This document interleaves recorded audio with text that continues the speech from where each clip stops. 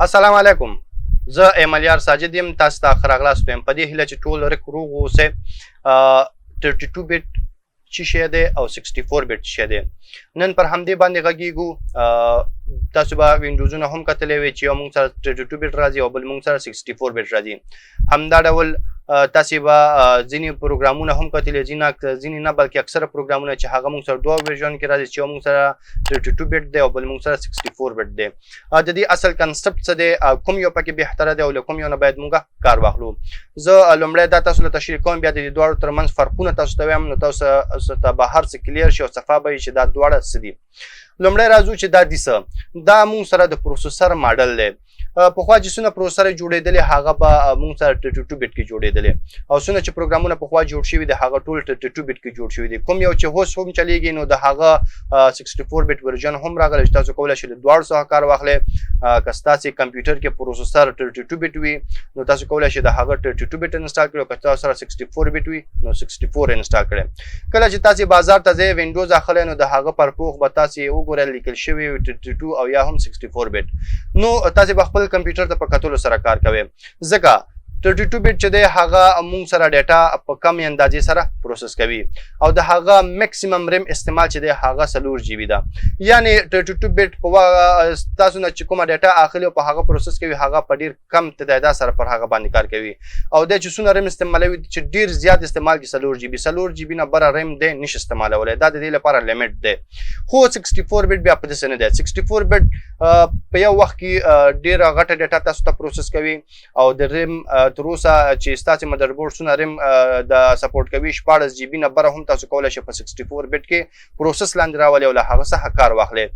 یعنی 64 بیټ تاسو لپاره کولی شئ له 16 جی بي ریم څخه یعنی 14 جی بي ریم څخه هم بره ریم استعمال کړئ او تاسو ته کارونه زر سرته ورسوي.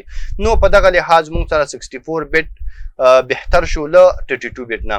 دلته څو خبرې دي. لومړنۍ خبره، کله هم چې تاسې خپل کمپیوټر کې وینډوز انسټالوئ نو تاسې به وګورئ چې ستاسې پروسیسر 32 دی که 64 بیټ دی. څنګه کتلی شو هغه طریقه زه تاسو د ویډیو تر اخره کې ښیم.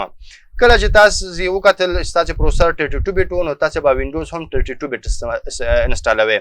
که چېرته ستاسې وینډوز 64 بیټ و تاسو به وینډوز هم 64 بیټ انسټالوئ. ولې؟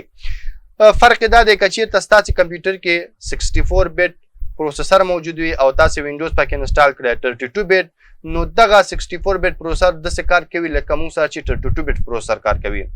د ریم لیمټ به 4 جی بي وي، د دې ډیټا به کم پروسس کیږي او هغسې کار به نه کوي لکه څنګه چې موږ سره 64 بیټ کوي.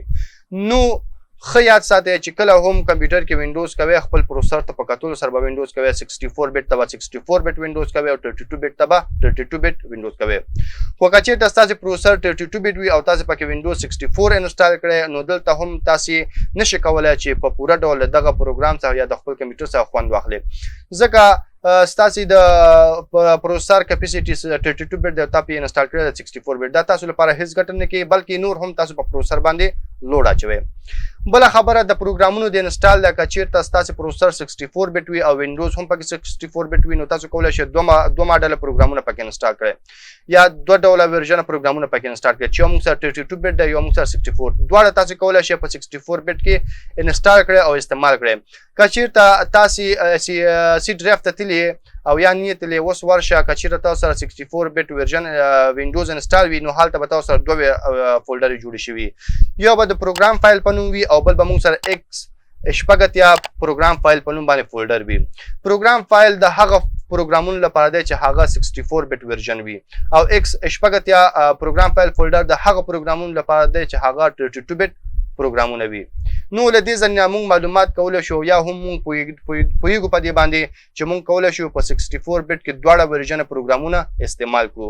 خو برعکس بیا تاسو نشئ کولی چې په 32 بیټ په ورژن پروسیسر کې 64 بیټ پروګرامونه انسټال کړئ او له هغه څخه کار واخلئ. اوس وخت کې چې کوم غټ پروګرامونه راځي لکه ګرافیک پروګرامونه، اډوب افټر افیکټ شو، فوټوشاپ شو، پریمیر شو یا نور داسې پروګرامونه راځي نو هغه ټول 64 بیټ کې راځي، ځکه هغه ته ضرورت دی چې باید ډیټا ډیر پروسس شي او کار زر سرته ورسیږي. نو تاسې به دغه فرقونو ته دغه ریکوایرمنټس ته په کتلو سره په خپلو کمپیوټرونو کې دغه تنظیمات کوئ. که چېرته ستاسې کمپیوټر کې وینډوز که چېرته ستاسې کمپیوټر کې پروسر 32 بیټه وي نو تاسو به وینډوز 32 بیټه کوئ، او که چېرته ستاسې کمپیوټر کې پروسر 64 بیټه وي نو تاسو به پکې 64 بیټه کوئ. نو اوس ځو کمپیوټر ته او ګورو چې څنګه کولی شو موږ وګورو چې زموږ د کمپیوټر پروسر کوم بیټ پروسر دی. نو کمپیوټر ته چې کله راغلی سټارټ ته به راشئ او سټارټ کې به سیسټم انفارمیشن ورته ولیکئ. چې کله مو ولیکو تاسو سره به دغه سیسټم انفارمیشن راځي، په دې به کلیک کړئ. کلیک کول نه وروسته به تاسو سره دغسې وینډو خلاصېږي او دلته به لاندې راشئ سیسټم ټایپ، دا به وګورئ. دې ته مخامخ وګورئ لیکلی ایکس 64 بیسټ پی سي، یعنې د دې چې کوم پروسر دی هغه موږ سره 64 بیټه دی. نو په دغه ډول تاسو کولی شئ د خپل کمپیوټر پروسر وګورئ او هغه ته په کتلو سره خپل پروګرامونه انسټال کړئ. نو دا موږ سره د 64 او 32 بیټ ترمنځ فرق و، د هغه په استعمال. تر بیا چې زه راځم تاسو په خدای سپارم، ما په دعاګانو کې یاد ساتئ. د خدای په امان.